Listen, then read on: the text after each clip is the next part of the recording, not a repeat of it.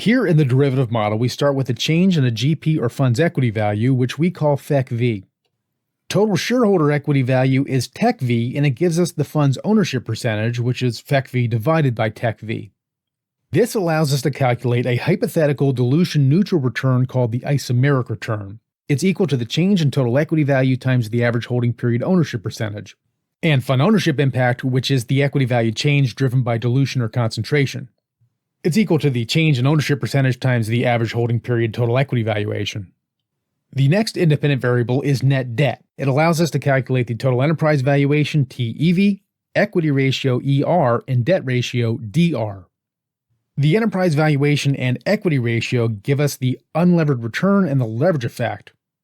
The latter is driven by two factors, debt or excess cash on the balance sheet and changes in debt or excess cash on the balance sheet. Using the net debt and the debt ratio, we can break the leverage effect into cash flow generation and gearing. Cash flow generation represents debt that was paid down with company cash flows, cash that was accumulated on the company's balance sheet, or cash that was burned to fund the company's growth initiatives. Gearing measures the influence of average debt or cash on the equity return.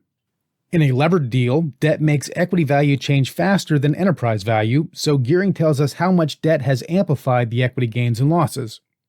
However, in a growth deal, excess cash makes the equity value change more slowly than the enterprise valuation, so gearing tells us how much cash on the balance sheet has dampened equity gains and losses. While we're over here on the capital structure side, we can introduce the sector debt ratio, or SDR. It's a leverage benchmark that represents a capital structure for the typical sector peer, and it also gives us the excess debt ratio, or XDR. This allows us to break gearing into sector gearing, which is the gearing that would have occurred if the company had as much debt or cash as the typical sector peer, and excess gearing, which is the extra gearing that occurred because the company had a different capital structure. That covers all the capital structure components, so let's go back to the unlevered return. Now, because this value driver has already been unlevered using the company's average holding period equity ratio, everything that comes after it will also be unlevered. And that means that you can use these equations to compare value drivers like EBITDA growth and EBITDA margin expansion, even when companies have very different capital structures. It won't matter if some of the investments are growth deals and others are LBOs, because the equations are normalized for the different leverage levels.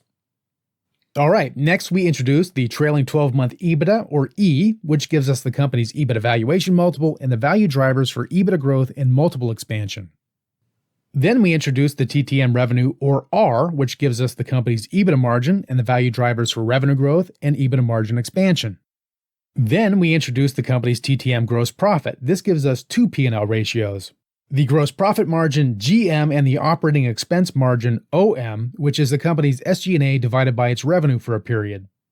This is just equal to GM minus EM, and the margins allow us to calculate equity value creation driven by gross margin expansion and operating margin reduction.